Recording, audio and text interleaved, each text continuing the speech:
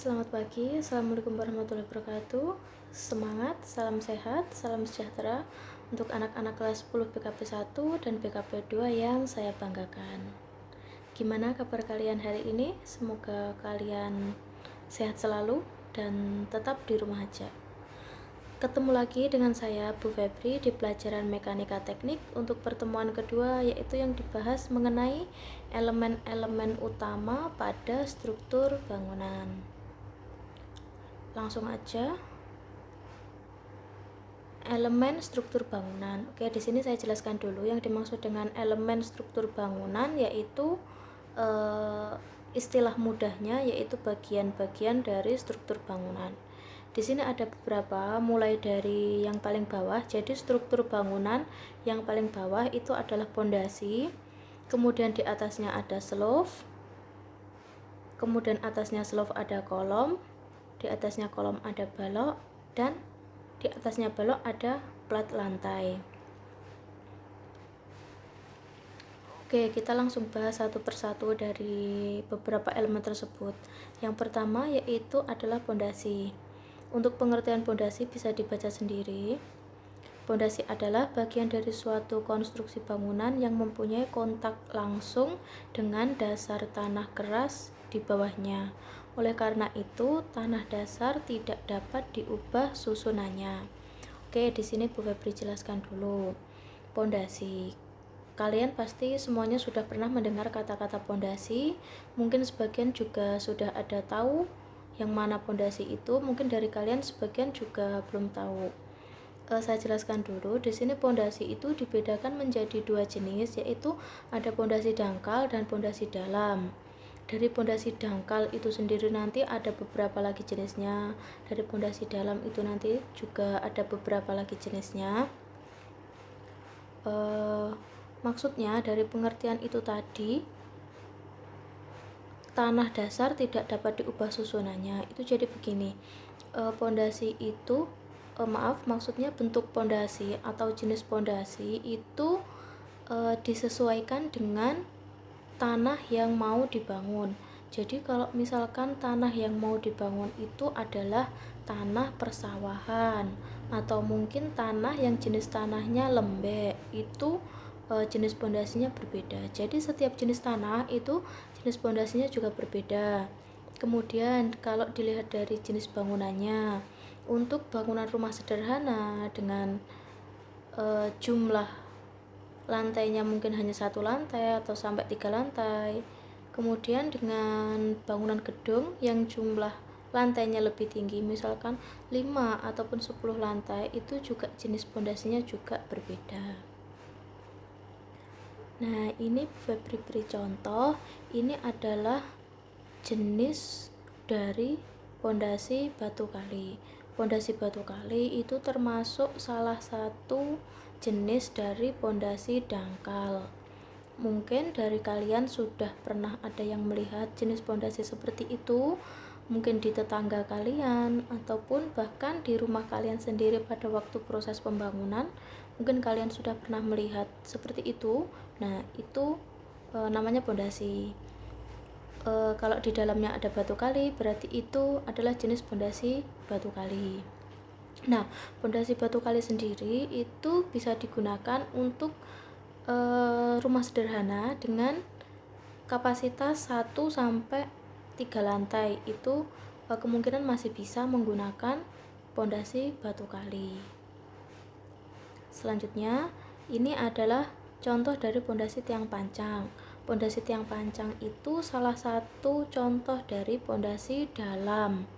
Nah, kalau yang digambar itu adalah proses pemasangan tiang pancang untuk proses pembangunan jembatan juga bisa. Misalkan jembatan Suramadu. Nah, itu pondasinya itu pakai pondasi tiang pancang yang dipasang di tengah laut. Kemudian ada lagi mungkin untuk jalan tol.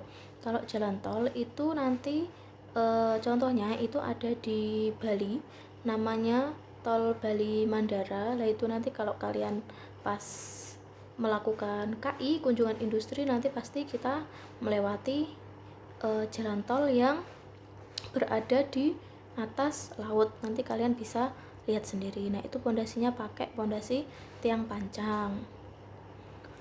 Kemudian selanjutnya di atasnya pondasi itu ada slope. Pengertiannya adalah struktur bangunan yang terletak di atas pondasi bangunan. Nah, biar lebih paham, nah itu adalah contoh dari slope yang Bu Febri beri panah-panah. Nah, itu bukan hanya yang diberi panah itu ya. Kalau yang diberi panah itu kan contohnya cuma 2. Nah, itu sekeliling itu adalah slope semua. Yang muter itu namanya slope. Kemudian di atasnya slope ada kolom. Pengertiannya adalah kolom adalah batang tekan vertikal dari rangka struktur yang memikul beban dari balok. Kolom merupakan suatu elemen struktur tekan yang memegang peranan penting dari suatu bangunan. Oke, jadi kolom itu sangat penting dalam struktur bangunan. Jadi pada waktu perhitungan ataupun waktu mendesain kolom, itu kolomnya bentuknya seperti apa, kemudian ukurannya berapa, itu harus benar-benar diperhatikan. Karena kalau terjadi sesuatu, misalkan ada gempa, itu kalau kolomnya itu sudah runtuh, otomatis struktur yang lain juga ikut runtuh. Kalian sudah tahu kolom. Nah, ini yang diberi panah itu adalah contoh-contoh dari kolom. Pasti kalian sudah pernah melihat yang bentuknya seperti itu, mungkin kalian tidak tahu namanya. Nah, itu namanya adalah kolom. Mudahnya kalau pada struktur bangunan yang berdiri itu namanya kolom. Kemudian di atasnya kolom ada balok. Pengertiannya yaitu balok merupakan struktur melintang yang menopang beban horizontal. Oke, contohnya, nah yang diberi panah itu namanya adalah balok. Untuk memudahkan pemahaman kalian, kalau di struktur bangunan itu, kalau yang berdiri itu namanya kolom, kalau yang melintang itu namanya adalah balok. Mungkin pasti kalian sudah banyak yang tahu proses pembangunan gedung seperti itu. Nah, kemudian yang terakhir yaitu ada plat lantai.